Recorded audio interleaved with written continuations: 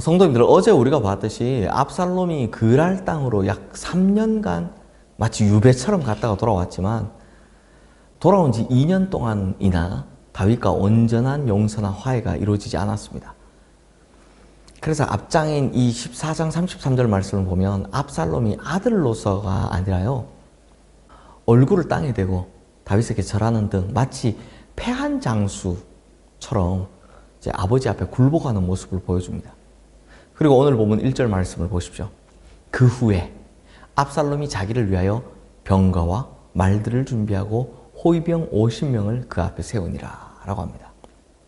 즉 사무엘하 15장 말씀은 그 후에 라는 말로 시작을 하고 있습니다. 즉 이 굴욕을 당한 후, 자기가 패장처럼 굴욕을 당한 후 압살롬은 이제부터 자기를 위한, 즉 자기 왕국의 건설을 꿈꾸기 시작했다라는 겁니다. 그래서 병거와 말도 준비하고 호위병도 50명씩이나 세웁니다. 또 오늘 보면 2절 3절 말씀 보십시오. 성문은요, 재판석이 있는 자리입니다. 모든 재판이 성문에서 이루어지는데 그 길거리에 압살롬이 일찍 나가서 딱 서 있는 겁니다. 그러면 날마다 그 성문으로 뭐 억울한 사람, 또 원통한 사람, 불만이 있는 사람, 시비거리가 있는 사람 계속 찾아오는 거죠. 그러면 압살롬이 뭐라고 묻느냐? 너는 어느 성읍 사람이냐? 이 말은 너 어느 지파 사람이냐? 이거 물어보는 겁니다. 이거 상당히 정치적입니다. 한국에도 지역색이라는 말이 있지만 이스라엘도요, 지역과 출신에 따라서 호불호가 엄청나게 다릅니다. 그러니 압살롬은 딱딱 그들의 입맛에 맞게 각각의 기호에 맞춰서 딱 반응해 줬다는 겁니다. 게다가 이후에 이 솔로몬이 왕이 되고 나서 하나님께 제일 먼저 구하는 것이 재판을 잘하기 위한 듣는 마음이었다는 걸 보면 다윗은요, 재판을 참 어려워했던 사람인 것 같아요. 재판에 그리 유능하지 않았던 사람인 걸 추측할 수 있죠. 사실 아들들 대하는 거 보면 좀 잘 못하는 것 같습니다. 그래서 솔로몬이 아버지 다윗이 이 재판 때문에 힘들어하는 것을 옆에서 많이 봤던 것 같습니다. 그래서 결국은 나중에 재판 잘할 수 있는 듣는 마음 달라고 이야기하잖아요. 결국 이 압살롬으로 돌아오면 압살롬이 무슨 짓을 하고 있는 겁니까? 자기가 재판을 하면서 다윗의 치명적인 약점을 파고들고 있는 거죠.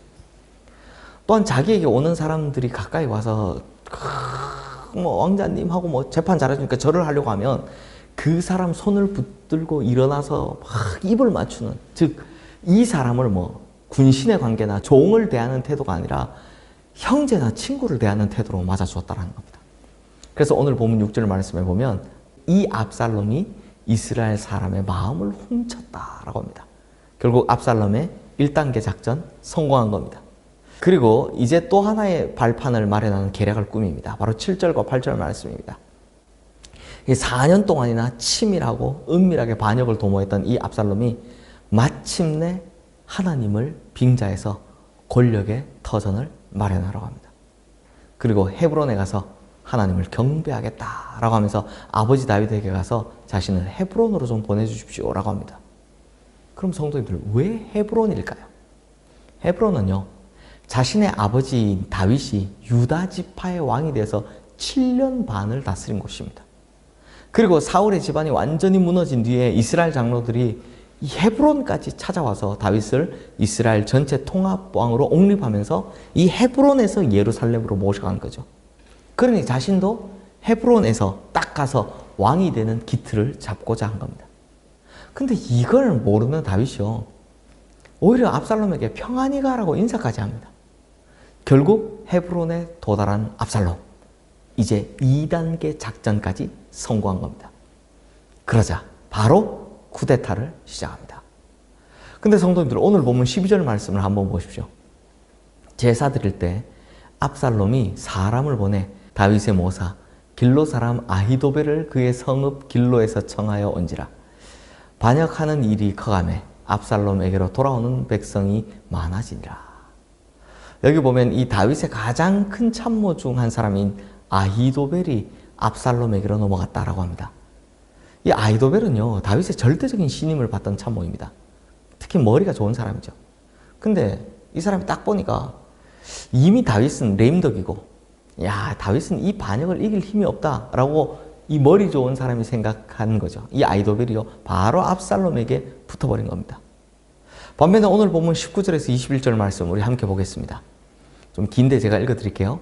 그때 왕이 가드 사람 이때에게 이르되 어찌하여 너도 우리와 함께 가느냐? 너는 쫓겨난 나그네이니 돌아가서 왕과 함께 내 곳에 있으라. 너는 어제 왔고 나는 정처 없이 가니 오늘 어찌 너를 우리와 함께 떠돌아다니게 하리요? 너도 돌아가고 내 동포들도 데려가라. 은혜와 진리가 너와 함께 있기를 원하노라 하니라. 이때가 왕께 대답하여 이르되 여호와의 살아계심과 내 주 왕의 살아계심으로 맹세하옵나니 진실로 내 주 왕께서 어느 곳에 계시든지 사나 죽으나 종도 그곳에 있겠나이다 하니. 이 가드 사람 이때라는 말은요, 이때라는 사람이 블레셋 사람이라는 겁니다. 블레셋 출신이라는 거죠. 가드. 이방인입니다. 근데 이 사람이요, 지금 도망가고 있는 다윗을 따라오니까 다윗은 진심으로 이때와 또 이때와 함께 온 블레셋 사람들의 안위를 걱정해 주면서 넌 상관없잖아. 그냥 돌아가. 라고 이야기를 하는 겁니다. 근데 그때 이때가 뭐라고 합니까? 여호와의 살아계심과. 이 사람이 이방인인데요. 참 대단합니다. 여호와의 살아계심과 내 주 왕의 살아계심으로 맹세하옵나니 진실로 내 주 왕께서 어느 곳에 계시든지 사나 죽으나 종도 그곳에 있겠나이다. 사나 죽으나 종은 왕과 함께 있겠다라고 하는 겁니다. 그러므로 성도님들, 이 압살롬 반역의 순간 성경은 묘하게도 평소에 두각을 잘 드러내지 않았던 두 사람을 딱 비교해서 보여주고 있습니다. 여기에 무슨 메시지를 담았을까요?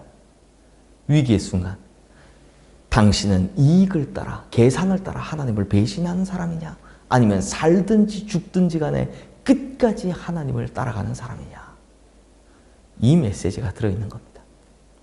그래서 이 아히도벨을 보고 있으면 예수님을 배신한 가룟 유다가 떠오르고요, 이때를 보고 있으면 시어머니 나오미를 따라서 자신의 고향까지 버리고서 끝까지 따라온 이 룻이 떠오르는 겁니다. 사랑하는 성도님들, 우리는 참 급변하는 세상에 삽니다. 그러다 보면 하나님의 능력과 영광이 가감없이 드러날 때도 있지만 하나님을 믿는 것 때문에 더 어려운 일, 더 곤란한 일을 당할 때도 있습니다. 그렇다면 하나님을 믿는 것 때문에 어렵고 곤란한 일을 당할 때, 그때 우리는 아히도벨과 이때 중에 누가 같은 선택을 해야 하겠습니까? 더 이상 하나님께는 희망이 없다 라고 하며 바로 돌아서 버리는 아히도벨의 길입니까? 아니면 그럼에도 불구하고 사나 죽으나 하나님 계신 곳에 있겠다라고 하는 이때의 길입니까? 빌립보서 1장 20절 21절 말씀 이렇게 이야기합니다. 나의 간절한 기대와 소망을 따라 아무 일에든지 부끄러워하지 아니하고 지금도 전과 같이 온전히 담대하여 살든지 죽든지 내 몸에서 그리스도가 존귀하게 되려 하려 하나니 이는 내게 산 것이 그리스도니 죽는 것도 유익함이라.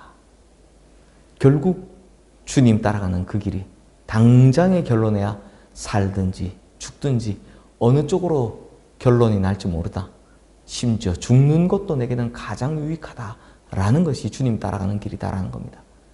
그러므로 우리 성도님들, 자신의 이익에 따라서 계산에 따라서 이리저리 붙어 다니는 그런 신앙생활 하지 마시고 오직 하나님께만 있고 하나님과만 동행하는 신앙생활 하셔서 우리에게 가장 유익한 하나님 편에 서시는 우리 모든 성도님들 되시기를 주님의 이름으로 축원합니다.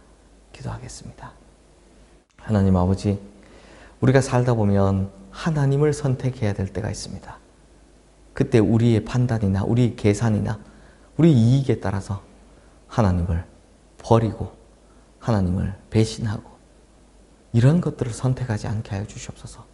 달면 삼키고 쓰면 뱉는 그런 신앙인이 아니게 하여 주시옵소서.